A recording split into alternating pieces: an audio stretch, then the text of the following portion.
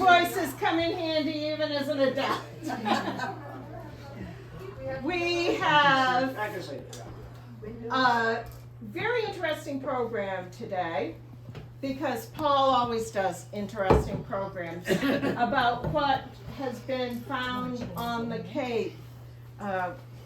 One of our former members who died a few years ago had done a lot of research on the fort and the soldiers there, their muster rolls and payrolls.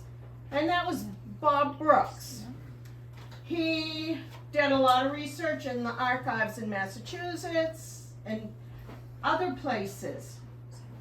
Paul has done a lot of research too, not always the same places because he's been looking for different types of evidence, a lot of which he has found in the ground.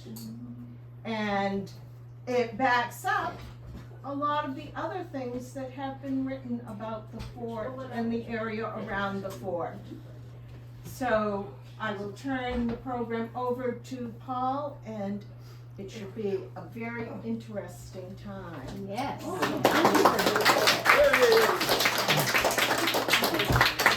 Full house, I'm honored. This is it's going to be a big topic, and I'm not going to get lost. I'll try not to get lost in the weeds, and we'll just move through it. I've been doing archaeology on the Cape, 15 years or so. I live on Cape Jellison. In the last 15 years, we've been working on colonial period sites that are on Cape Jellison. When I say colonial period, every site that's before the Revolutionary War is colonial. And that's what we'll be touching on today. Just an overview. Fort Pownell was more than a fort. It was a point of power. And Governor Bernard of Massachusetts, in his letters in 1764, makes it very clear that he wants it to be a prominent village or town in the future, and he wants it perhaps to be the capital of an area called New Ireland. And New Ireland was going to be between Canada and New England, Maine, down East Maine. And the war came and changed all those plans. The area was evacuated on this side of the river.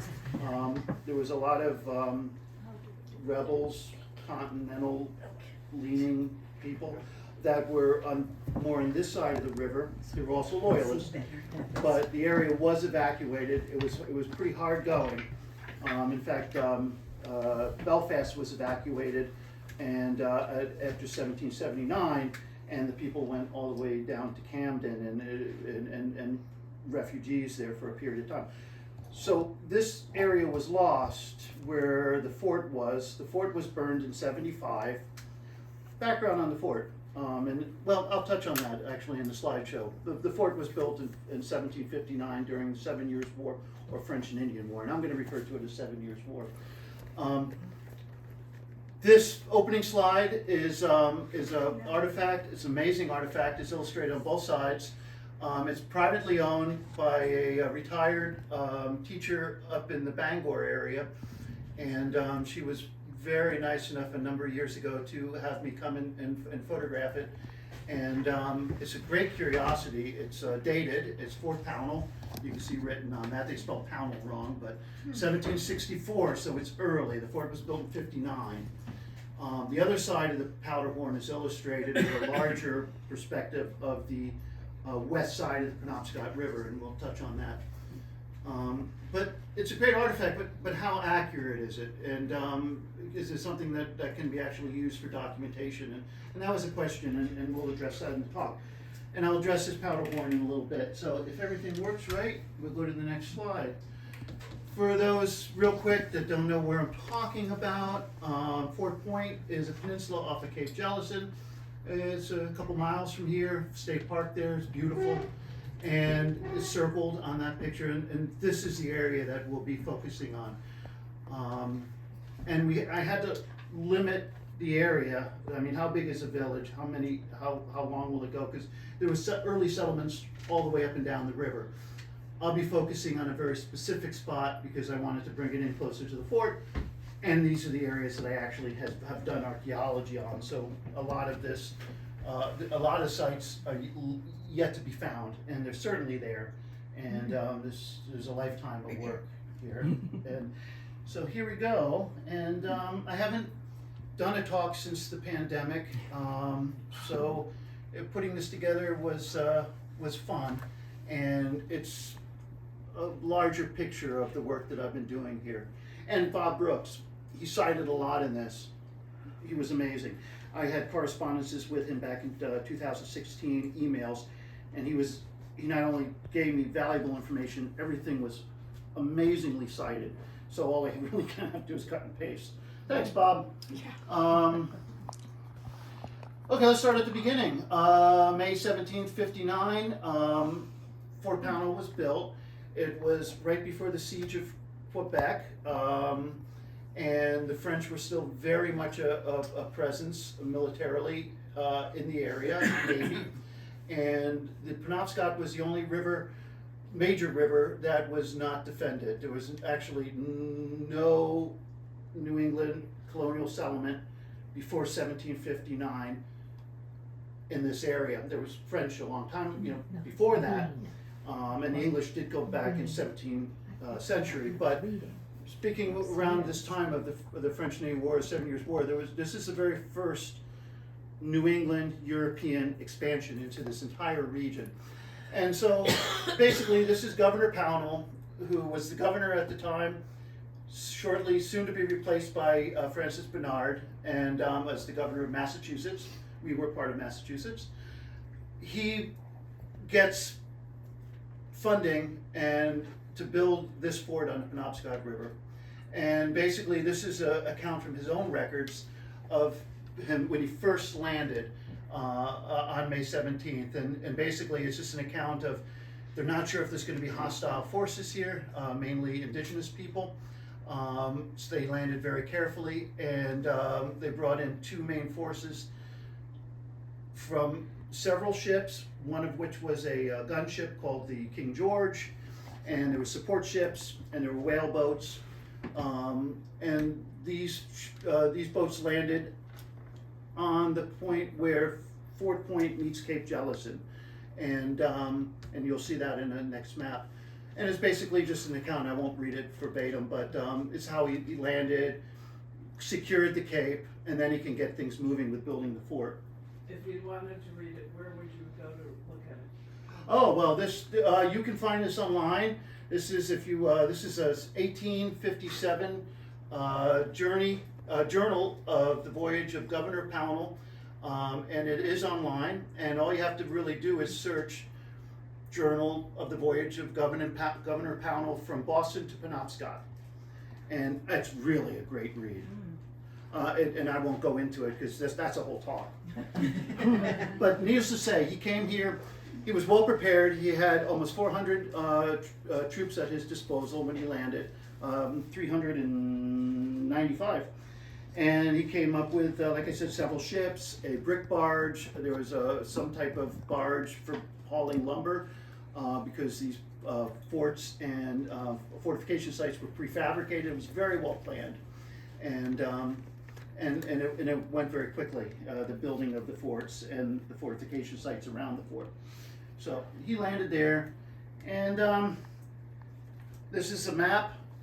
It's associated with the journal. This was dated May 23rd, 1759, and Boston Library Digital Collection. And basically it's a hand-drawn map documenting the voyage of Pownal. So he sailed up, and there's the ships. He anchored there. This is where he landed, right in the point where the Fort Point meets Cape Jellison. And then once he secures Cape Jellison, then he goes wandering around and does all kinds of stuff. He does a little tourist excursion to Bennegoet. I thought that was cool. Goes all the way up to Bangor and buries a big lead plaque saying, "This is ours." Unfortunately, Waldo didn't have a very good day. He passed up with a heart attack up in Bangor. Brigadier Waldo was with him on this expedition because Waldo owned all of this, and so I'm sure he was coming up just to see his lands. So, okay, now. So Waldo got a land grant from the king? It was a very, very large land grant. I don't know the exact acreage. Huge. Down East Maine. If I may, it varied over time. Yeah. It varied, so there's times it went all the way from Thomaston to Bangor and Eastwood. I read something years ago in a Google book, by chance. He must have gotten what would be Knox today, Knox Yeah. County. Knox took over. He married He married Waldo's daughter. Granddaughter. Yeah, and this area, and Yep. a bit inland as well. This was very interesting. I had looked something about Palatinate because he talked from the area where I'm from. And I got a whole big story there. Oh, Yes. cool. So that is why I know that Yep. it was this part. Absolutely. Fort Pownell, I have done work on the state park with permission with the park personnel and with the working closely with the Maine Historic Preservation Commission. So it wasn't, but all the work I've done here is volunteer. I've not got paid for any of it, of course, and it wouldn't have been possible without public archaeology. So volunteers coming in and working with me over the years, and right, Diane? There you go. And we were able to get a lot done. This isn't us, however. This is Wendell Hadlock, and he excavated the fort with students from Maine, from Orono, University of Maine. And he excavated around 61, 62, dug out half of the fort. A little bit later, there was more excavations on one of the outbuildings that's closer to the water. It would be on the south side of the fort. There's several buildings there, and we'll touch on that. And that's basically all that's ever been done. Unfortunately, he never published the report, and if he took good notes, he didn't pass them on. So the work, all of this work done here is not recorded, and which is really unfortunate because they're digging the fort out to sell the cellar hole of the blockhouse. It was a star-shaped fort with a blockhouse in the middle, and this looks like a hearth. And this would have been a wonderful report if it ever happened, but it didn't. So I'm kind of going blind. I have some documentation of the artifacts that were found and speculation, but we have very little else from that work, which is unfortunate. Simon's Powderhorn. We started with that in a picture. Okay, so who's Thomas Simons? Difficult to tell at first because he wasn't on the fort's muster. So he didn't seem to be, from what we can understand, actually formally employed by the fort.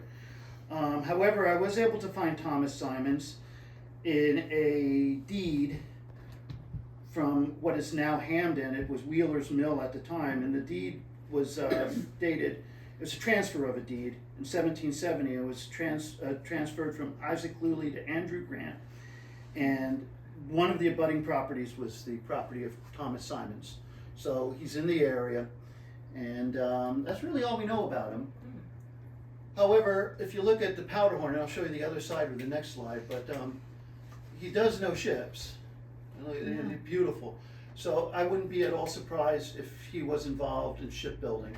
That's speculation on my part, but he has the rigging. That's obviously a large sloop here, and this is a larger ship here. This is a whale boat, and this is what the troops would have been. They actually rowed these all the way up from southern Maine all the way up into the area, and that's what they were using for carrying supplies from brick barges and lumber barges onto shore to build this. So here is Fort Pownell with a large blockhouse. You have several buildings, 4 of them. It looks like a whole complex. Is it accurate? I don't know. I think it is. One of these buildings have been excavated in the 60s, and there's obvious archaeological, features that strongly suggest other buildings being nearby, kind of in this pattern. You have a little tiny building here with a red circle. We're going to touch on that. You have an L-shaped wharf, and you have a large sloop that's anchored right in this little bay area, or cove area, next to the wharf. So looks pretty interesting. So I had the opportunity to check on this, to see if there was actually a small, tiny building there. And how are you going to find out archaeologically? It was just luck. In October of 2017, there was a big storm. It knocked over the spruce tree. And this is in the state park. I started to immediately look at it the next spring, and there was material in it that was 18th century. And some of it was very, very interesting. Large pieces of ceramics and such. And then when I looked at it again a couple days later, the pieces that I did see disappeared. This is a high traffic area, so people are just looking at it. So I contacted Terry Cole, who was the park manager at the time, told him the problem. I said, I'm not really interested in doing an excavation on the site and disturbing anything, but this is already disturbed and is being lost. Let's clean out the dirt from this root ball, this tree throw, and there's stuff in it, and I had a handful of stuff that I gathered and showed him, and maybe he can tell us something. This circle here is a sculpted landscaped, I guess that's the best word, but it's sculpted and it's not natural, flat area right on the edge of the ledge, right? So that's really interesting. So we did work there, and he screened it for me, and I took the dirt out. And now let's put this all on the map. And if you can remember the Powderhorn, there's the fort, right? Star-shaped fort. That's where the excavation of, it's called Building A on there, the little notes that they have. And there's other features all along this. So almost certainly there's buildings in here that have not been identified. This is where the tree throw is, like halfway down, just like the Powderhorn. This is where the dock was. You can see the shorings and the remains of the dock. So the Powderhorn shows an L-shaped dock, and right in this area is where that ship is shown anchored. Okay. So what's in the tree throw, and why is that important? It's important because there was a lot of material. There was no building there because it's on a slope, but it's just down slope from that flat area. So it was midden. And what's midden? It's basically waste, garbage, that's dumped out of an occupation area, structure in this case, and it's just kind of dumped out there. You clean up the place, you fill up a bucket, and you dump it out the door. And what we have here is just a small example of some of the material. This is it's tin glazed earthenware or Delft, but English Delft, small d. This is almost certainly English.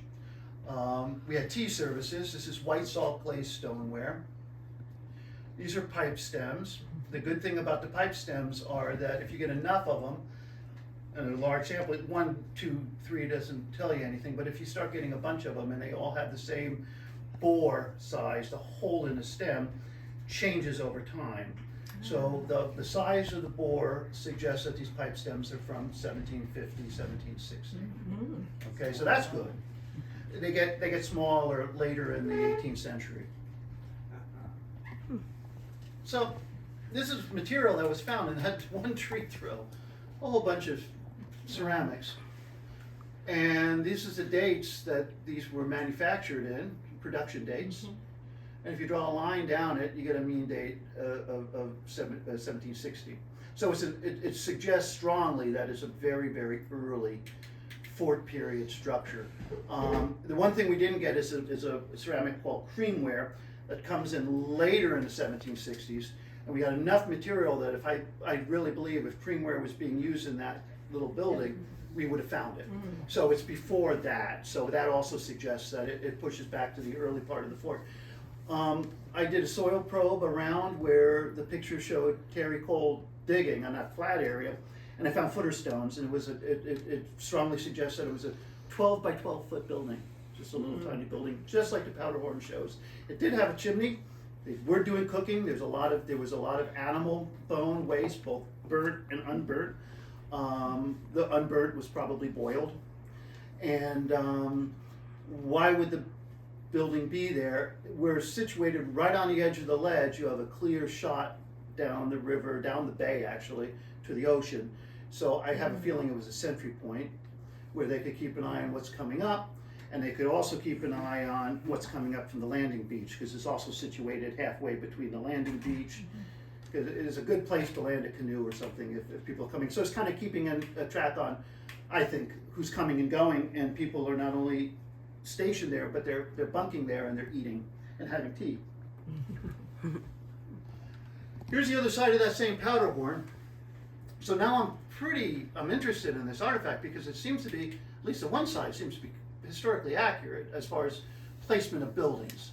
I mean, you take it, it's all artistically done, and you take it with a grain of salt, and, as far as placement of the shoreline and everything. But when the building placement, it looks pretty good on the other side. So here we have Fort Pownell, 1, right? And you have the fort with a blockhouse in the middle. A building here, unidentified, not known. And remember, this is early in the fort. This is 5 years after the fort was built. So this is pretty early.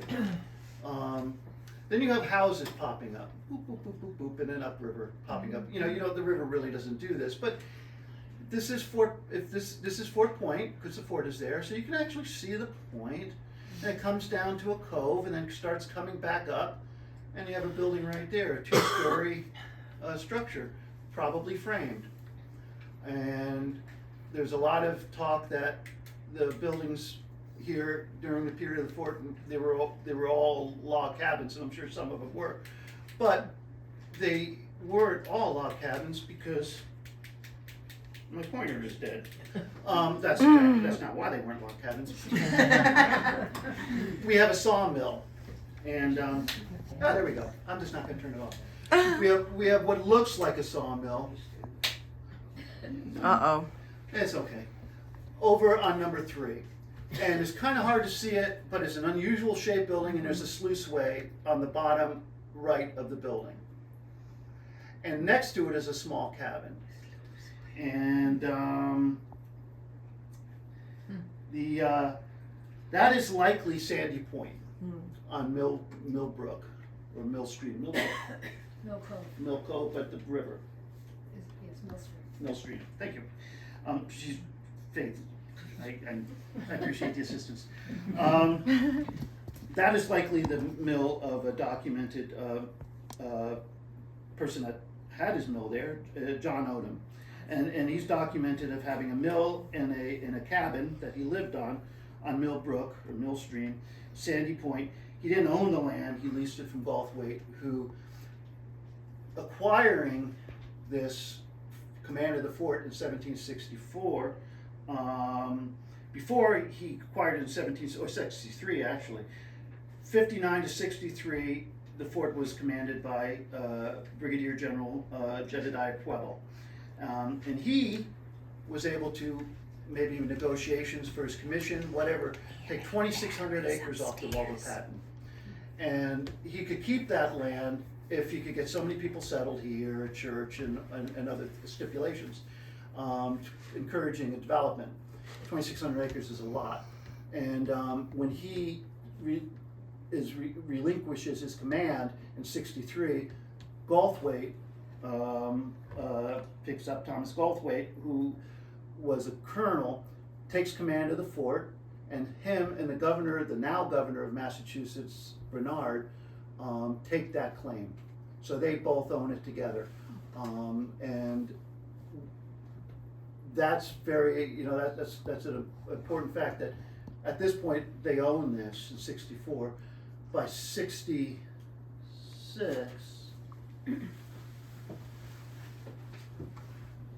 it starts being cut up. And the person, Chadwick, was a surveyor, and he starts cutting up land. Odom's mill stays with the commander. He doesn't. That's not privatized because it's probably quite valuable. But the land between Odom's mill and down Sandy Point and around the coves heading towards Cape Jellison is subdivided into lots. And the lots go only so far, and they go to the neck, what's known as the neck of Cape Jellison. There's a native canoe carry place through that. It's between Penobscot River and Mill Pond, and there's a short, less than a quarter-mile section there, and that's the carry. And it was so important that that's where the very first fortification site was built back in '59, before they started the fort. They built what's known as a redoubt, but it was basically a fortification site at the neck of the Cape, clean out a road so they can see what's going on, and then they built another fortification site on Fort Point at the narrowest part, and to clean an avenue out there. So they have fortification site, they have that area secure, now they can start building the fort. And the fort was built pretty quickly. It was finished sometime between that year, '59, sometime, it's just May talking, by the end of July.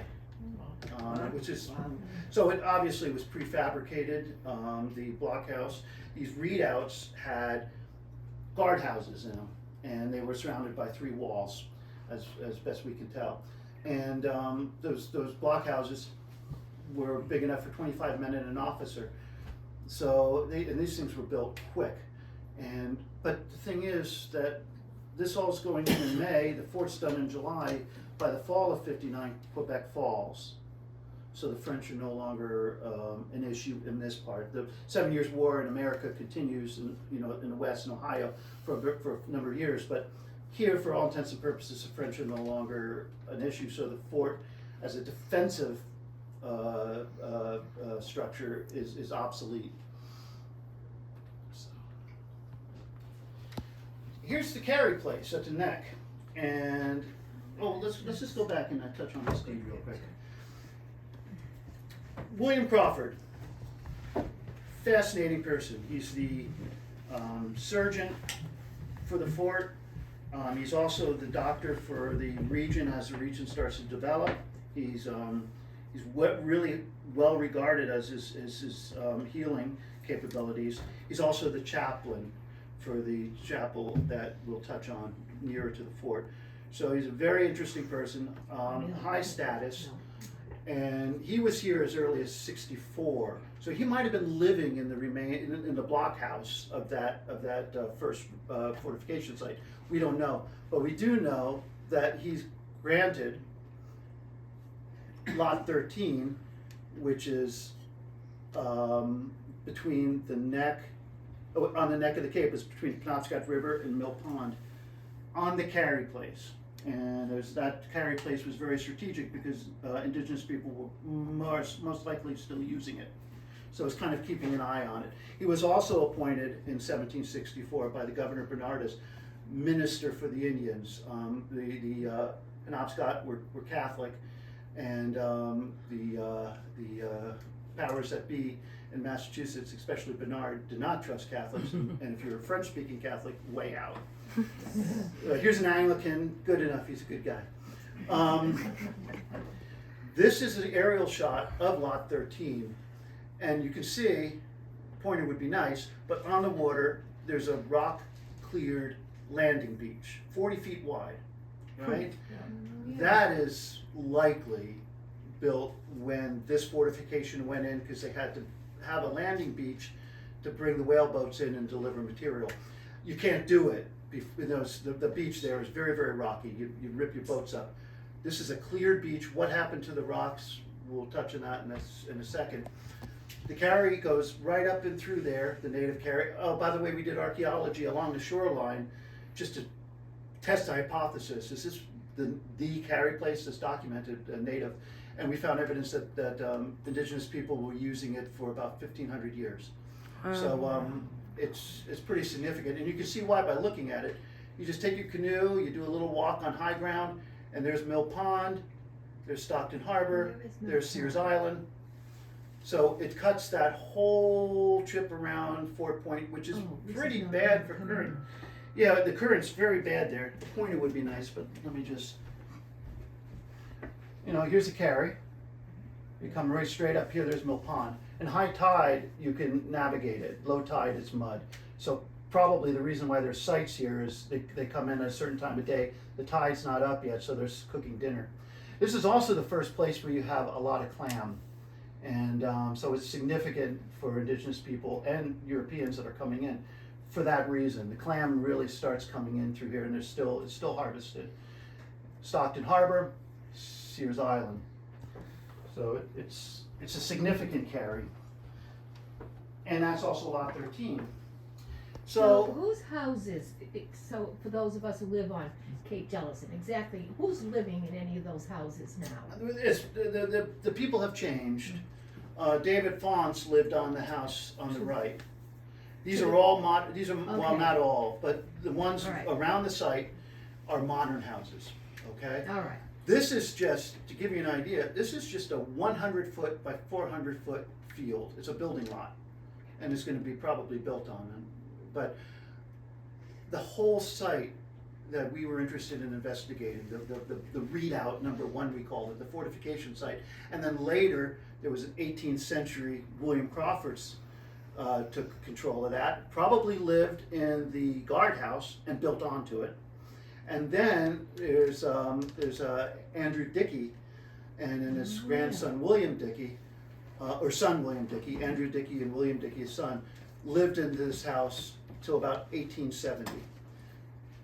The house was moved because we can tell that through archaeology. It wasn't burned, and it probably still was in pretty good shape if it was a log structure.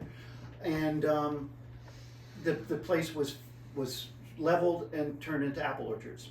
So it hasn't seen any houses or any occupation since 1860. Wow. So 3 occupations there. You look at that field, that 100-foot by 400-foot field, and I want to just say that this is really good excavation. See how the rocks are cleaned out? It's really hard to do. That's Harbor Mitchell. Oh, what are you doing over there? Huh? What are you doing over Oh, there? I didn't pay for that. Good seeds. Oh. that was done by Harvard. Those are 2 1-meter units right on the corner. We found all the corners. It's not a very big house. The interior floor space was 12 by 24. 25-minute officer. Well, if you put an upstairs on it, maybe. This is interesting. Here, though, that how do we know that no, darn it. How do we know that cellar hole, though, is the readout house or anything really at this point? There's 19th century material in it because they filled it in the 19th century. It's difficult to tell for sure if you don't have intact sites, and this is with archaeology. It's very important for context. So the artifacts that you find are important because they give you a temporal range, but by themselves they really don't tell you a lot. Context. So if you get an undisturbed area undisturbed since it was deposited, the older stuff is going to be on the bottom and the newer stuff's going to be on the top. It's logic. We started building this basement and we found this trench and we traced it. You can see that black dotted line. It connects to the house right there, but the wall is built. So it didn't serve any purpose when they put the wall in. And actually from 10 feet from the wall out, it's been filled in. But you get 10 feet away from it, you can follow this trench. And it's not very deep. It's about 3 feet deep, maybe a little bit more. This is a very wet spot. It's high. It looks high and dry, but there's springs or something. And the reason why that basement is dry in this picture is because it was a dry summer. But if you were to excavate this in May, it would be full of water, and that's when they dug it out. We're hypothesizing, and it seems likely, that this trench goes 50 feet, we tracked it, and across Cape Jellison Road into the wet area. And they were trying to drain the basement, but they didn't have enough grade. And so they gave up on that. And they filled in part of it so they could build the wall. On the other side of the fill, they put a latrine in, and so they used the rest of the ditch as a latrine drain. Does that mean their back house was out front? The back house would have been about 10 feet away from the building, and it would be out, and the positioning of this readout, we can't really tell, but the parade grounds The dry area, where it looks like the kept area, was on the other side of the building, so this would have been out back. With respect to the shore. To the respect for the shore, no, respect to the orientation of the building. So this would be on the north side, the shore is to the east. Okay. So why did they give up on that drain? It just didn't work. And so what we were able to find, and we worked on this site for 7 years, so this is why we got some good data. Once again, Harvard did this. It's pretty good, huh? This is a loose laid stone cap drain. There it is when we uncovered it, right? And there it is when we opened up these 3 capstones. Water's still flowing in it. We replaced the capstones, put it back just like it was, and backfilled it. This connects orientation to the east side of the building, and it drains downhill, which is a steep grade towards the river. And it actually goes underneath what we found to be defensive walls of the readout. So it goes underneath the defensive walls and then drains out that way. And it's still wet there now because of this drain. The property owner at the, David Fawns tells me that he got his tractor stuck in there. He didn't know why it was so wet, and it was right where that drain was spilling out. And it took him a while to get the tractor out. It was right down to the axle. So they were able to drain the foundation. The reason I'm going into this is because it's, again, context. So this trench that they aborted turned it into a privy drain. We did see the building, and I don't have pictures of the privy. The privy is actually stratified very, very nicely. And it was used by the Fort period, and then through William Crawford used it and then abandoned it. Material at the bottom of this drain, on the other side of the privy where it was left open, is, well, it's alcohol bottles. Quite a few of them. And by the finish of the alcohol bottle, that bottom part is a string finish. It's the dominant, it's the larger end, and that dates the bottle very nicely and within the 7-year war period. These would be, at this point, they're not onion bottles, they're mallet bottles. So they're kind of shaped like this, and then they come down this way. There was other material in it. All the material, the ceramics were all what's known as coarse earthenware, redware, other stuff. Quickly made, inexpensive, and definitely not fancy, but functional. And that was found at the same level too. In fact, this is a porringer. Think of a big soup cup. This one, we have all the pieces, and it seemed to have been attacked when it was thrown in the ditch. And all I can think of is that they got bored and they threw it in there, and it was covered with rocks. So throwing rocks on it. Maybe they got drunk. That's what I was thinking. Regarding this place. So that's on the bottom. Now let's go a little bit above that in the trench, same trench. It changes. Wow. This is where we first hit the trench. That orange soil is subsoil, or the B horizon. It's right underneath a layer of 20th and 19th century fill that's been plowed. A plow zone is what we call it. So that's the dark. And then you come down on it, you have the orange, and that's the intact soil. But in between that is this clamshell mixed dark soil. And they're eating clams. It's a very different look than what's below. And the artifacts demonstrate that too. And these are just a sample of the ceramics. To the bottom right is Chinese export ware, tea ware, very, very high end. You have brown stoneware from Nottingham area of England. These are refined wares. You also have unrefined utilitarian wares mixed in because, it was a homestead. But you get fine wares. And then you get on the top right, number 5, is a transfer print, but that's an early creamware. And remember I mentioned the creamware, that's really important because when that comes in around 1770, it becomes dominant. You see it a lot. And the other stuff, the older stuff just kind of starts to fade away. But when you see it, you know at least the site is 1768, 1770, not much before that. Stonewares, that number 3 is a stoneware scratch blue. That's a pretty high-end ware. The number 2, you can't really see. It looks like a little red piece, but it's a refined lead glazed redware. They've been mostly coffee pots and teapots, and they were what's known as machine turned. very nice pieces, and they would come in around 1770. So, and on top of that, what we didn't find below was any personal items. We just found alcohol bottles and some wares. We're getting personal items. The top left is a brass needle. That's actually was found in the shell, and that's a picture of it right where it sat for 260 some years. You have needles, very, very ornate copper button. This button had a bone backing and then leather, and then this thin decorative copper was put on top. The only reason the bone survived is because it was in shell soil, so otherwise it would have just fallen apart. The shell, the alkaline in the shell preserves it. Furniture hinge with a wrought nail. The nail went with it, so one of the nails are left. Occupation and personal items and high-end items. So, and this fits really, I mean, it's almost conclusive that this is William Crawford's house. And so he's occupying, so this is his occupation.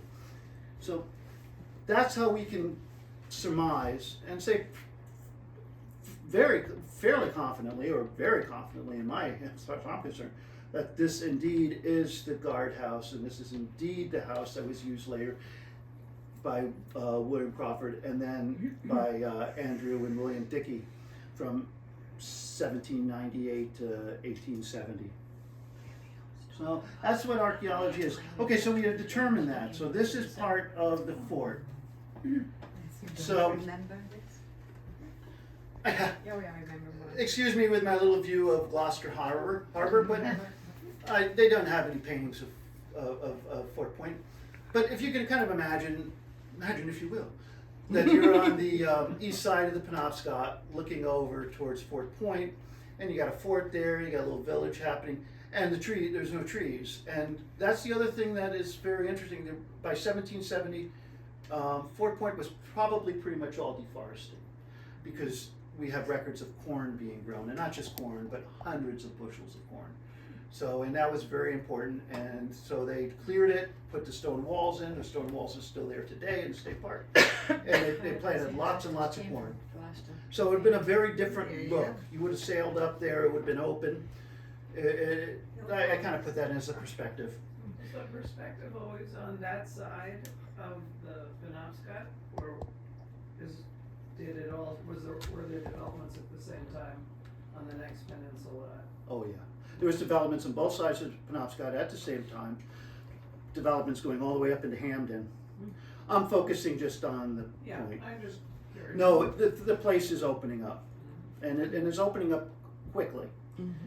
The war shuts it down for a while, and a lot of people lose their homes because they didn't have the right deeds. They were on the wrong side, and this is when the great proprietors come in, Knox and the like, and boot a lot of people off. And the people that could afford to buy it bought their property. But more than not, people were booted off their property, and those occupations are lost forever, and they'd be fascinating to find. This map here is surveyed in 1774.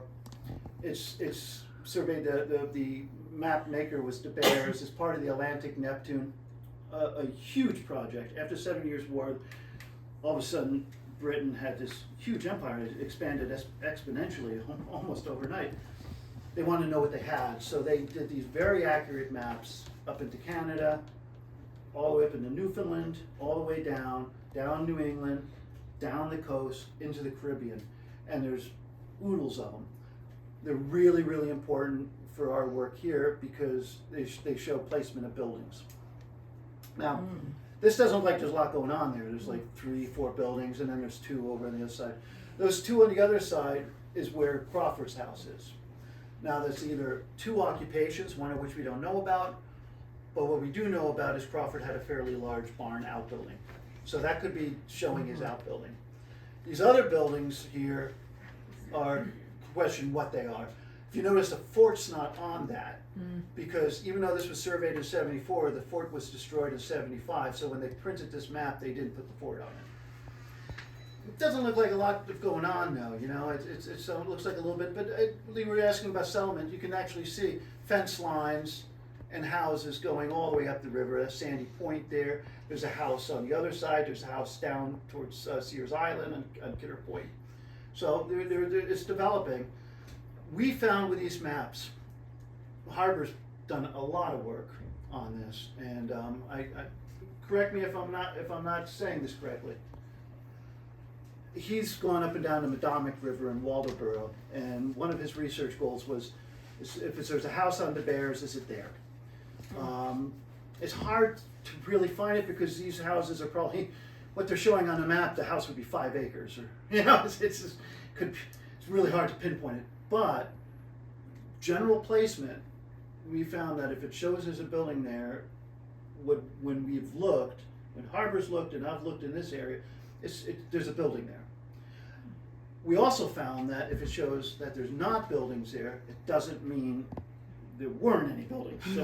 So a negative is not necessarily a negative in these maps. I don't know why. Maps might have a political connotation. Maybe they didn't want to put a rebel. The British didn't want to put rebel-leaning people on the maps. Who knows why? Maybe they also there's documentation that the map, a lot of the buildings were just surveyed by the water, so they could have just missed them. They were behind trees or something. But that being said, here's another map. Oh no, this is even better. This is the research I've done over the years. The road, every village needs a road. And there is a documented on May 20th, 1759, Governor Pownell, when he's initial developments of the fort, orders a 2-rod road, 33 feet wide, from redoubt number 1, which is in the neck of the Cape where Crawford lives, lot 13, all the way across. There's another redoubt on Fort Point, fortification site where it's narrow. We've yet to find that, to the fort. And the fort, for those that don't know it, is, pointers would be handy. It's a blurry picture, but here's Fort Pownell. Okay, this redoubt number 2, they cleared this and put a defensive position here so they could protect this. And then it doesn't show, this map, this Google Earth doesn't go up enough to show, but where we were looking at before would be up in here, which would be redoubt number 1 and Crawford's house. So this is research I've done by walking around a lot, and it's still a working hypothesis, but I have found actual traces of that, what I feel is circumstantial, but very, very, very possible to be remnants of that road. There's little drainages that come through here, and some of them are very steep, and you can actually find engineered fords over these drainages. Some of these stone walls are very old because they were, especially in State Park, because corn was being grown and they had to clear the fields. You find gaps in the stone walls. So the green is gaps, the green dots are gaps in the stone wall. The yellow dots are engineered crossings over drainages. And you can see this line that comes through here. If it was dark, you'd see it better, but so the road, this is Cape Jellison Road, State Park Road. The initial road appears to have come down through here. Between these two places, I'm not really sure, this is very wet, they might have had to come up and around. But then it would come through here, the height of land, and then boop, Fort Pownell. So this road was built in 1759 initially, because they had to get back and forth and you know, occupy the redoubts and get back and forth with this. This would have remained a road just to redoubt number 1 until 1764, when Governor Bernard ordered a 1-rod wide road from Thomaston, Fort St. George's, to Fort Pownell. And he came all the way up through, that's a whole nother story, in 64, and he connected with this. So, an early road. Imagine that. So is that the same as where Lighthouse Road is? No, it's off of Lighthouse Road. We'll go back. You can see Lighthouse, State Park Road here, Lighthouse Road below it, that faint yellow line. It crosses the State Park Road, but then it comes up to the height of land and comes across. And they're putting it where they can put it so they don't, in the driest areas. Because they're not bringing in fill and putting bridges in at this point. Another map. This one is awesome. This is a 1772 Berkowitz map, part of that whole survey project. But this map had a certain point, had a certain perspective. This is a Penobscot River, and the purpose of this map was for trade and plantations. So it's a business map. It doesn't go all the way up to Machias, but it does most of down East Maine. And you can't see it in this big zoom out. This map is in the Royal Archives. It's 6 feet by 4 feet. So you can't really see it, but it's fascinating. 1772, there are mills all up and down these rivers down east. And if there's mills, sawmills and grist mills, they're farming corn, they're building buildings. This is showing that 1772, this is starting to be a happening place. My purpose for this map is that little corner right there. You can see Cape Jellison and Sears Island sticking out, and the map doesn't even go all the way up, so you can't see Crawford's house. It doesn't even go that far. And I had this map, and it was intriguing because I tried to blow it up, and it just was fuzz. And but there was a reference to a windmill and a church on this map, and so I was able to fortunately contact someone that sells images. I can't remember the company, but they had a high resolution image of it, and I purchased it, and it actually was the best $80 investment I've made in a long time. Because I could take that. Now we're going to zoom into Cape Jellison. Are you ready? And 4 points specifically. Boom. Oh, yeah. So you see the fort, see the star? Yeah. The red circle is a chapel. Doesn't mean it had a steeple, it's just that's a cross on top. I don't know, it might have had a steeple, I have no way of knowing. You look down on it, you can see a windmill. You see the cross section? Do you want me to point it out, anybody? Okay. You'll also see a lot of houses, right? Even this is fascinating. This part, it could be a smudge, but it seems intentional, this dark spot. That is a very, very large glacial erratic that's in the tidal zone right there. So maybe they put it in because they thought it might be a hazard to navigation. I don't know as a reference, but that's there. Yeah. And it not only shows the road this road here is the road that matches really well with my research. Yeah. See how it comes up and then comes down here? But also shows a road kind of like where Lighthouse Road is, and these little lanes, houses. It's a population. It's already developed. It's developed by 1772. This is interesting. You see how this comes down closer to water and pops up, and then here it kind of follows where Lighthouse Road is to the fort. But this pop up, keep that in mind because I'm going to talk about that. Okay. There's another black spot. You're standing in front of it now? Right to the left of the F, right?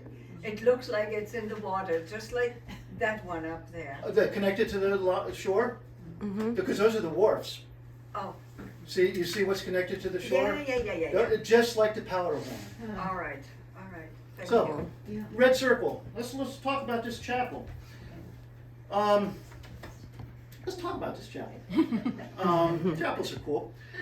The oral tradition is that there's a late 19th century hotel there, and that was supposed to be built on the location of the chapel, and that's what I thought for a long, long time, until I saw this map. So the location of the modern hotel is a bit to the right of that. I mean, we're only talking about maybe 300 yards, but still, I'm going off the one point of the star, taking a compass bearing, and then a measurement, and I went out there, and it's like, ever have those moments where, here's the next slide. That's the intro to the next slide. Keep that in mind. So this is the chapel at Fort Point. Of course, that's just a illustration from Sleepy Hollow, and has nothing to do with us, but it's still kind of cool.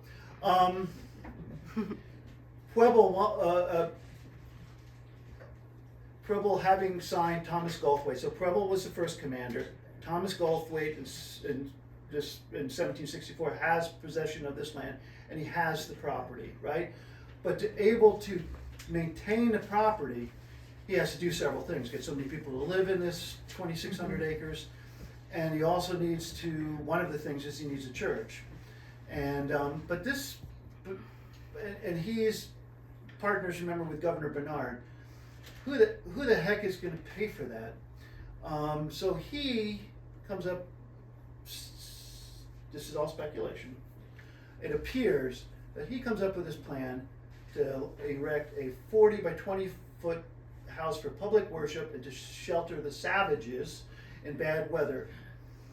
Okay, the rest of it is not appropriate, but remember that, Affordable housing. well, more of a barracks. But remember that 40 by 24 and also remember public worship. And of course, this would have been 64, so he just takes command. So the place, he gets money, he acquires the funds, and Massachusetts pays for it, and they build this. So, back to that map and taking a compass bearing and measurement from the star of the fort, the west star. I go out and with my friend, good friend, the late Ryan King, and I said, man, I don't know. And I went in and I saw this, and it's like, it can't be. It's this raised, elevated, beautiful spot. It's 10 feet from the 19th century hotel road. So if it was there, is it trash? Well, the only way to find out is if you put a shovel in the ground. And so we did that. And so we got permission to do 2 days of work. One day, Harbor worked alone.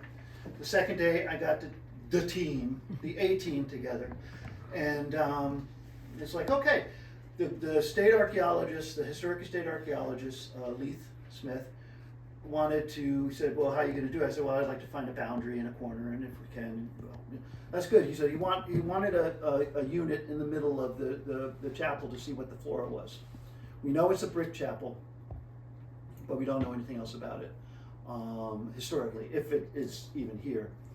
So that's what we did. Harbor is working with a 1 meter unit inside, and we're putting out this 50 centimeter, 1.5 foot trench down along and excavating in a section so we know where everything's coming from. And we're going from the inside to the outside, what we think is the outside of the building. But it's all, you're just looking at the ground. You can't tell for sure until you dig. Well, inside the sanctuary, that's what Harbor hits. It doesn't look it looks very chaotic and random, but and broken. But I think this is a subfloor. And so they're probably using the broken pieces that came in on the ship for the subfloor. That's what I would do. And they're ripping up the good floor and repurposing them. And the walls and everything. And people have been taking bricks from this area for a long time. But if you look at the ruins of the 19th century hotel 300 yards, 200 yards away, the foundation is not 19th century brick. Part of the foundation is 18th century brick. So they're taking these bricks and they're building the foundation on the cheap. There's a inside of it. This is, okay, so let's go to the trench excavation. And this is a trench, and this is towards the end of excavation. Actually, it is the end. We're taking pictures. Okay, you see a black dotted line, and you see Tim Webster standing on a corner. That corner would be the northwest, the late Tim Webster, wonderful person. He's standing on a corner. The reason why we didn't excavate that, but how do we know? Well, we know that there was a foundation. That top picture is a very strong foundation, robust. That's what the black line is. All you have to do is take a soil probe and go from there and find out where it stops, then turn the corner and then find it. It's all right there. Now where the blue line is a weaker foundation, and some of the rocks were removed. You can see there's like a little builder's trench, it's darker. Let me just come up and be clear about this. See that dark soil, light soil, right? Dark light. This has been dug into. These rocks are here. We didn't realize it was a foundation until rocks were removed. This one's obvious. It's just massive. And we didn't go any further than this. This told us all we needed to know. And this told us all we needed to know. So then we took the handy soil probe, which is basically a steel rod, pointed steel rod with a T-handle, and we mapped that blue line. The if you remember, it was a 40 by 20 foot building that was allocated. This black section is 24 by 30. This blue section extends 10 feet, 10 by 24. It's a 40 by 24 building. This blue section was a weak foundation, almost certainly, and less brick. There's brick everywhere. Less brick. It was probably wood, or most likely wood, almost certainly wood. The 30 by 24 section is the sanctuary. So this would have been the entrance of the church, or the narthex, and then where you take off your coat, and then you go into the sanctuary, which was a 30 by 24 foot building. Sounds good. Cool. What do the artifacts tell us? These artifacts were found in the sanctuary in that one meter unit that harbored it, and it's only a small part of it. I didn't take them out of the bags because there's a lot. But what you're looking at here is wrought nails, very important. Wrought nails were made right up to about 1790. If you get in the 19th century, you're going to have machine cut nails. Very few, only one, I think, 19th century artifact was found in this. There was a fill put on it by the hotel. There was a cut nail in that, but once you get below the fill, it never was. They took the brick out, and then they covered it with about this much of fine, coarse gravel. Maybe it was a picnic area. It was definitely graded. It wasn't a building because there's no 19th century material there, so I don't know. But underneath it, I do know. So all wrought nails, burnt plaster, top, middle, top right, glass, window glass, a lot of it burnt. I mean, not just burnt, but melted. This thing was ablaze. Lots and lots of charcoal. And the bottom right is unburnt animal bone, food bone. Why are they eating food in the sanctuary? We'll get to that in a second. This is a close-up of some of the artifacts. This is plaster, right? From the same unit, Harbor found. So we got a lot of plaster. And here's some nice pieces of plaster with a finished surface. This came out as one piece, and when I took it out of the bag, this is intact, preserved, 260 years, lath. And here's lath molding on the plaster where it fit. It's pretty cool. So what this is telling us is it was a brick building, but it had a plaster ceiling. And then that burned down. Brass furniture tacks. We found 3 of them on the site, and I just kind of show you. It shows church furniture. You know, why not? I mean, we did find 3, and we did limited testing. So the artifacts really fit this. These are artifacts from the narthex, from the wooden section of the building, and they have more ceramics. That's tin, wrought nails, plaster. So it had a plaster ceiling too. The middle is red coarse earthenware. That other ceramic is a tin glaze earthenware or Delft, and then window glass. So kind of the same type of artifacts, but there's a slight difference in them. And there was not in this picture, but there was a lot more animal bone in the front of the building. And my daughter did this for me using the Sims program. It's stylized, but it will give you an idea of what this building might have looked like. Now, why would it be animal bone in sanctuary? Why was it burned? I cannot find concrete evidence, but it's suggested that, well, there is concrete evidence that during the Penobscot Bay Expedition of '79, when the Continental Forces tried to remove the British from Castine with bad results, there were several major battles that were going on, and the Continental Forces were bringing some of their wounded to Fort Point, near the ruins of the fort, as a field hospital, military hospital. This building was still standing, the fort was ruined, there were other buildings standing, but it's possible that this could have been used as a field hospital. Also, this building would have been standing, the fort was destroyed in 1775, 79, it's still standing. There's a couple of years going on there where there's not a lot of people around, so people might have been squatting in it and living in it, who knows.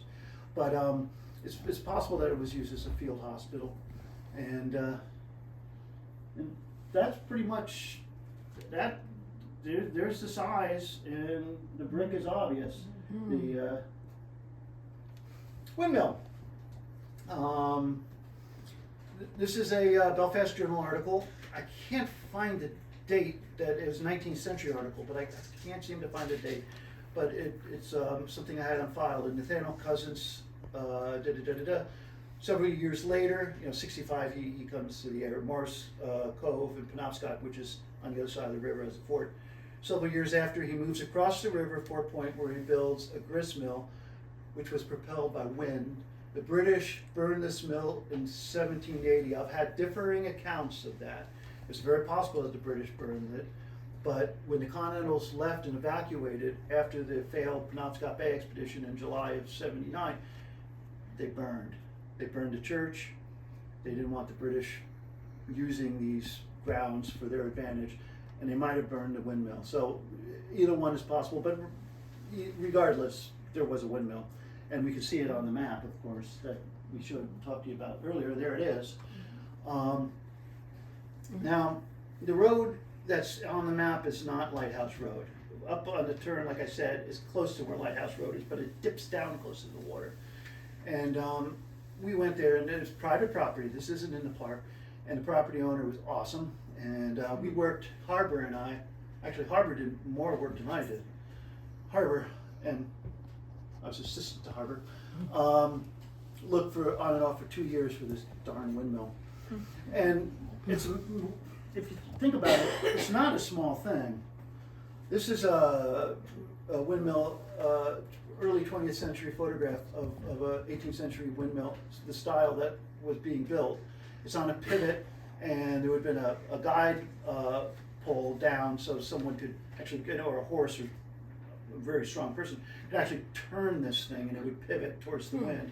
And the propeller, the wind, the propellers would have been on the one side, the guardrail on the other, and that would have, you would have brought the grain, the corn up, and this was a grist mill. And that's before this was photographed shortly before it was taken down and destroyed, but just to give you an idea of the size. So if you see this archaeologically, especially if it was burned, charcoal does not go away unless they remove all the soil, which it isn't. The site was intact. We just could not find it. But there's hints that it was close. And hard to see, the little dots are test pits 50 centimeters by 50 centimeters, about a foot and a half. That cluster of black dots, a circle, is larger excavation blocks, because that's where we were finding the early material. And then there's that yellow, and basically that was identified by lack of material. So you get an idea doing enough testing that if you get an area that you're getting stuff, and then all of a sudden you get a boundary and you're not getting stuff, there's a reason why, and there's probably something over that. What that was is speculation.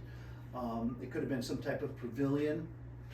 The other option, it could have been a on-ground floor for the mill. Cousins, who was the millwright, or the mill, is millwright the right word? Mill guy.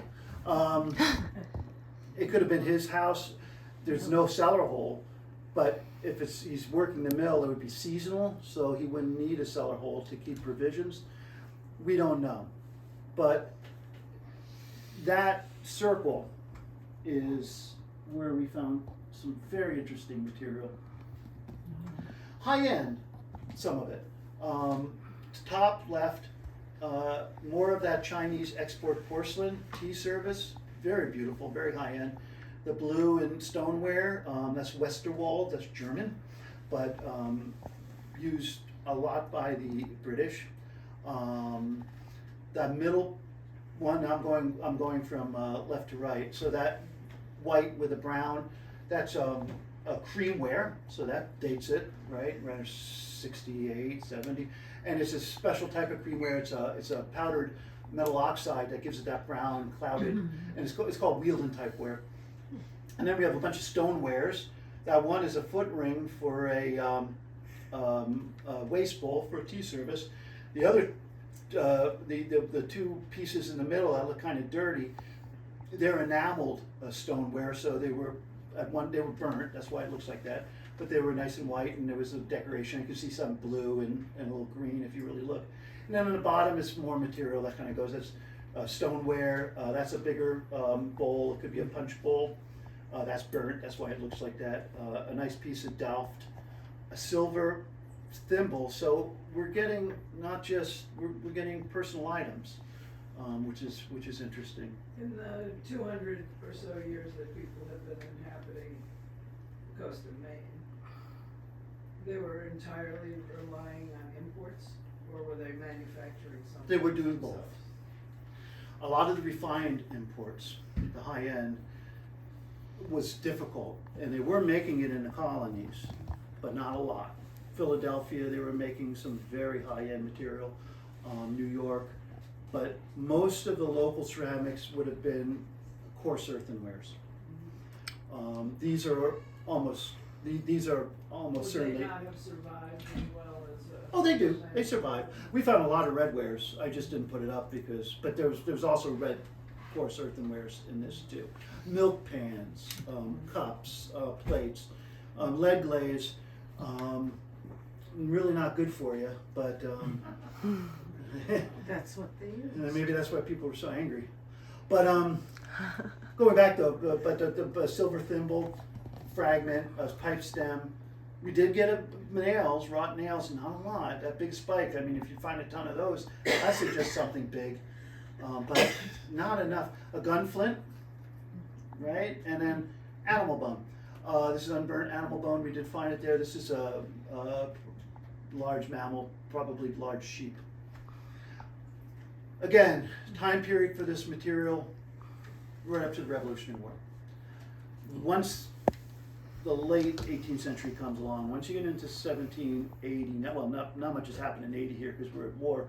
Once you get into 90, 1800, material changes, and you get what's known as pearlware, and that's a marker. And when that comes in, that just explodes, kind of like what the creamware did earlier.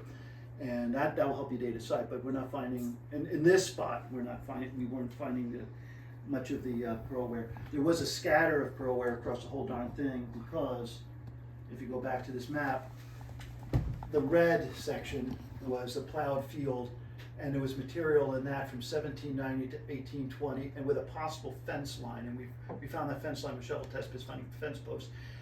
And on one side of the fence line, you had a very shallow, what's known as a plow zone, very shallow plow zone.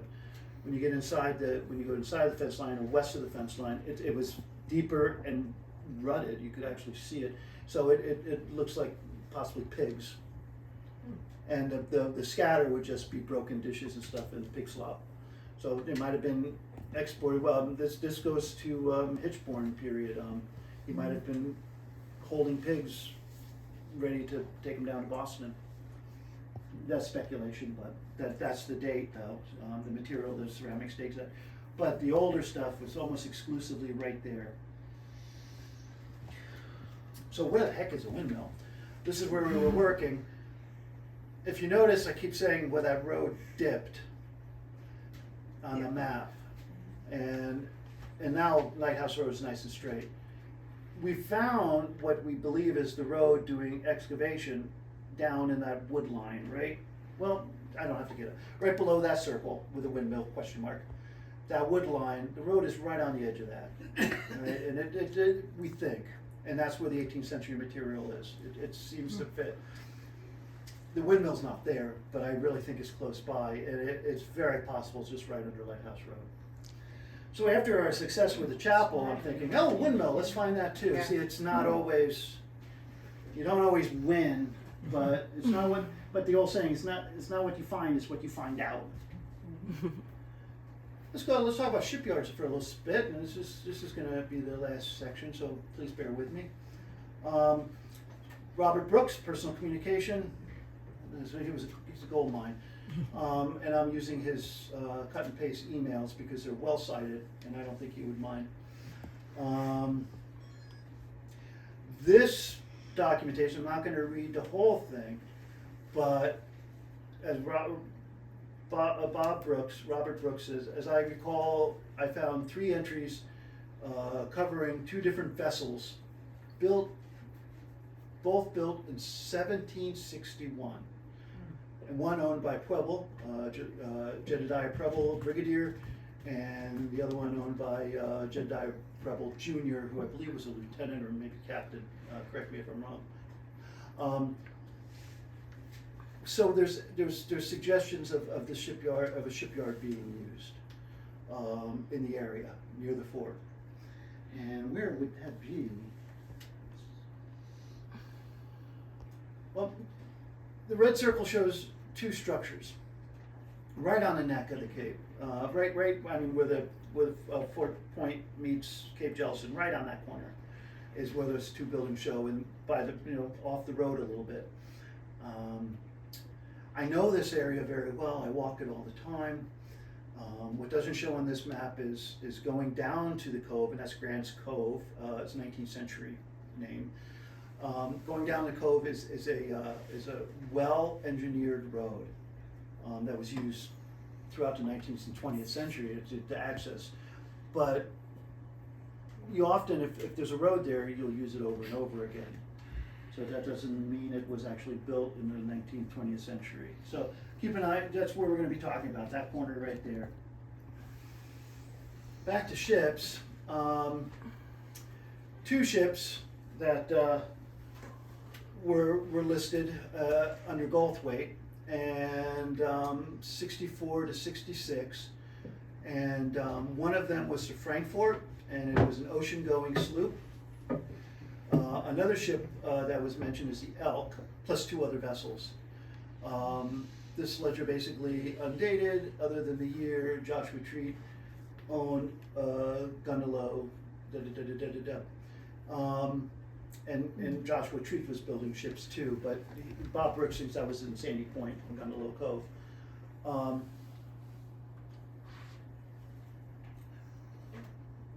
He comes back and he actually quotes, Bob Brooks quotes a book that's known, a ledger book for expenses and sales of Fort Pownell. It's called the Waste Book or the Waste Book. I thought this was lost, but Bob says it's at the Maine Historical Society, and he photographed it in the 1770s. We have a copy of it upstairs that he made. Perfect. I think that's awesome. But he also, that suggests that ships are also being built later, right to the end of the fort, 1775. There's one really good reference that that he says that annotated that Goldthwaite, Colonel Goldthwaite, 2 fortnights aboard of me when I met up to Boston in the new schooner first trip, and he used that trip to as a good reason to visit his father for 3 weeks in Boston. So first trip, first schooner, they're still building. He also mentions that with these 2 ships, the Elk and the Frankfurt, which were fairly large ships. The Elk was a 25-ton, not big. Bob figures it's about 40 feet deck, but the Frankfurt was, if my memory doesn't elude me, was quite a bit bigger, 3 times the size of 95-ton ship, and that was an ocean-going sloop that was seems to be built in the shipyard right here at Fort Point. And it's interesting because New England, colonial New England, this is the very first ships that were built in Penobscot Bay. Almost certainly the French 150 years earlier were building small ships, but this is the very beginning of the shipbuilding industry. It was right there on this one particular place, and if we can find it, it would be extremely important. There's also a reference that Bob Brooks said that in a court a court decision or a court documentation that there was a ship that was burned, possibly the Elk, and it was burned at pier, and Goldthwait wasn't doing this alone. He was in partnership with Governor Bernard's son, so they were together, and I guess both of them thought the other one had insurance on the ship, and nobody did. So when the ship was burnt, Bernard was really angry, and he sent actually a lawyer all the way up here to deliver papers and summons to Goldthwait. So the reason why these ships are listed, the Frankfurt and the Elk, is because the Frankfurt was liquidated, and the Elk they were like getting anything they could, 3 anchors and whatever, but they were trying to recover funds to cover the cost of that lost ship. In that court proceedings, they mentioned that the shipyard was about a mile from the fort. Okay, I don't think the shipyard would be on the other side. That's the north side of the Cape is exposed. It would be, of course, in a protected harbor. So if you take as a crow flies, it's almost 0.8 miles, 0.7172. But if you walk the roads to get there, it'd be about a mile to get there. And Bob, I kind of came up with this, but Bob actually confirmed my thoughts with his hypothesis, and he thinks it's right at that point too. So what is at that point? And let's just take a look at that. This is basically the law proceedings that I found. The Frankfurt was 24 tons. It's a big ship, and she sailed from South Carolina to the Caribbean, and then made trips with lumber from Penobscot to Boston. So that's a little bit about the Frankfurt. But Sheriff Cushing to serve, right, to Goldthwait, it appears, disattachments, defendants' interests in real estate. So I don't think they parted in good company. There, this area, this road I talked about, and you can walk it now in the state park. It always intrigued me. And to the right is a picture going down to the water. And if you notice, well, it's down. It's engineered and graded down below the grade. If you just put a regular road in, it's going to have hillocks and humps and stuff. Even if you're going downhill, you're going to have uphill. But if you want it, if it's let's say a mast road, and you're taking pine off the Cape, you want it going down, and you actually have these engineered road, about a rod wide. It gets a little bit narrow here because they were digging, but it's about a rod wide, 16.5 feet, and it's from. I can follow it across the road to that's a state park road that's there today, and then I can follow it, and it goes right to the corner. If those that know the area of Cape Jellison and Lighthouse Road, and it goes right there, and you can see it. All the road, the whole way is engineered so it's on a downhill slope. You get closer to the water, and you have that erosional cut, and to me that is a perfect candidate for a slipway. It's possible that Hitchborn, he did build some ships in Hamden. He might have built some smaller ships here, and Bob confirms that in my correspondence with him, that although there's no direct line or no direct reference to it, but it doesn't look like there was any ships built here in the 19th century. And then when you get down to the bottom of the slipway, you have that beautiful rock-cleared sand beach. Now that's low tide, but you can see where the high tide mark is. It would be a perfect place to pull a boat and wait for high tide to come in. Any questions on this? If they clear cut for doing farming, did they have to bring the lumber in to build the ship? The lumber could have been easily brought in by water from Odin's Mill. So that's just around the corner. The pine, the mass, speculation on my part, but we have a road that's no longer being used, no longer an official road on Cape Jellison called Chain Road. chain road is often referred to harvesting mass. You have mass road, you got one rod wide road down in southern Maine and New Hampshire and Massachusetts. You have chain road. That's mass.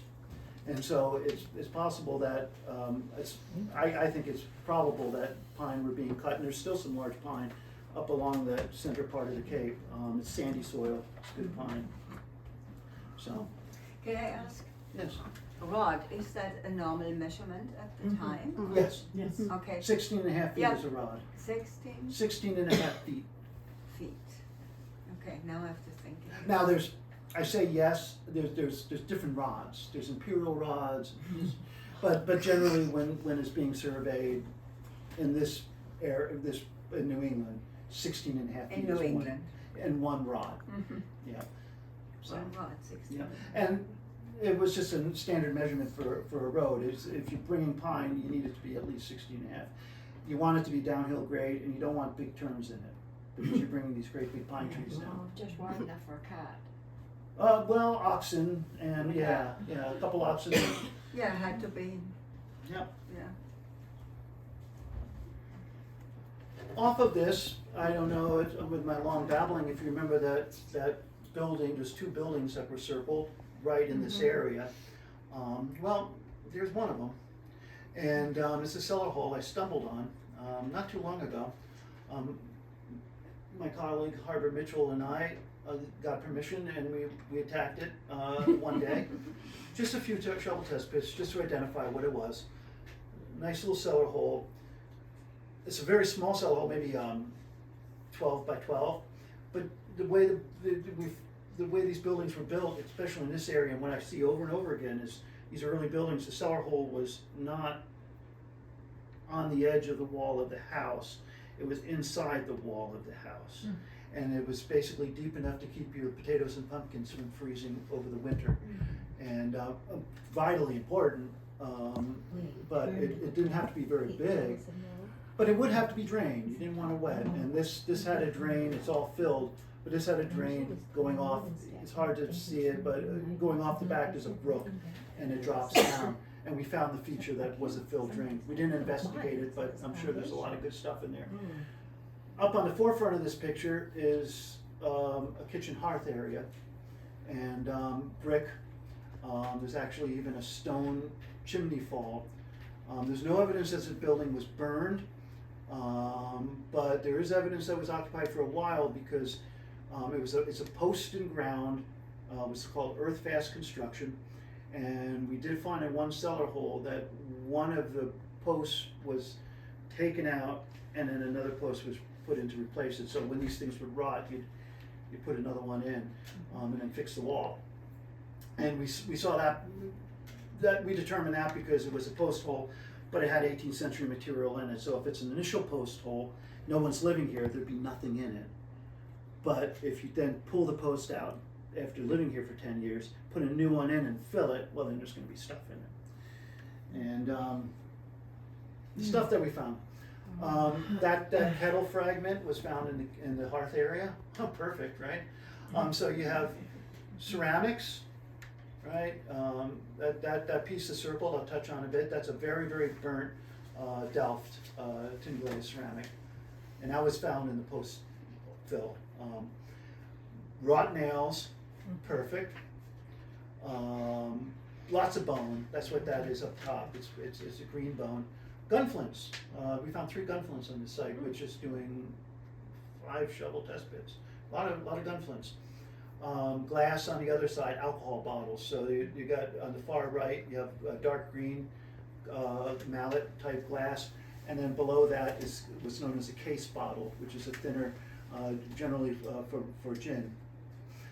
Right under the cast iron, you have a pipe fragment. And then you have a grouping of ceramics, and I won't get into weeds with them, but there's a piece of creamware there, it's early creamware. None of the ceramics at all indicate that this place was occupied after the Revolutionary War. Can I just ask, is that, there was no real building, just like a shed? It was a real building, but the walls were earth fast. I don't understand You're talking about earth, soil? Yes. Like You- sod. You put, the way that these were constructed, they're kind of quick and dirty. Yeah. But they would last for a long time if you, especially if you place the posts. You put posts in the ground, Yeah.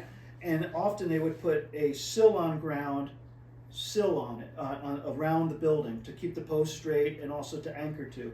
And from there, you put your external boards for your walls, Okay. your roof. So it would be built like any other house, Okay. except that it's. You the fill posts- everything else with Oh yeah, soil they had floors. They had floorboards. and moss and anything that comes, or? Well, it would have been a nice tidy little structure. They could have had Okay. there's no evidence here, but they could have had plaster walls. There's no reason why not. Okay, thank So you. no, it's a building. Mhm. It's a house or a building for. This piece right here, the circle, is an interesting piece because it's been shaped and ground. You know, it's burned terribly. Would have been a white little decorative piece of ceramic that broke, but instead of just throwing it away, they shaped it and ground it into a square. And I'm almost certain you see it a lot actually, gaming pieces. And they would break a pot and they'd make gaming pieces out of them for whatever, gambling or checkers or whatever. And that concludes our program, and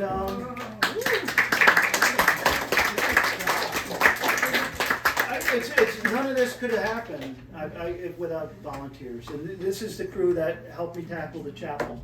I want to thank everybody for being patient. And all I can say is I scratched the surface. As you can see from that map in 1772, there was a lot of structures, especially on the north side of Fort Point, that have not been addressed. And I got a lot going on, and if I want to finish this in a lifetime. There's one structure real quick that really interests me, and that's Colonel Balthwaite, the commander of the fort's house. And that was a great house, whatever that means, or big house. And he didn't want to leave it. And but when the Continentals left in '79, when they burned the church and whatever else, they made sure to really burn his house. They burned his house, not just his house, his fences, his barns, his wharfs. So they totally trashed it, which is a bummer for Balthwaite. He did get compensated when he went back to England. But it's awesome for archaeology because that's, once again, what we call a Pompeii moment, where you have an occupation and then it ends, and then you have a layer on top, and it should be, if it's not disturbed, that's where you find, that's where you get the information. So Balthwaite's house, I have an idea where it may be, but all in due time. Thank you very much. Thank you.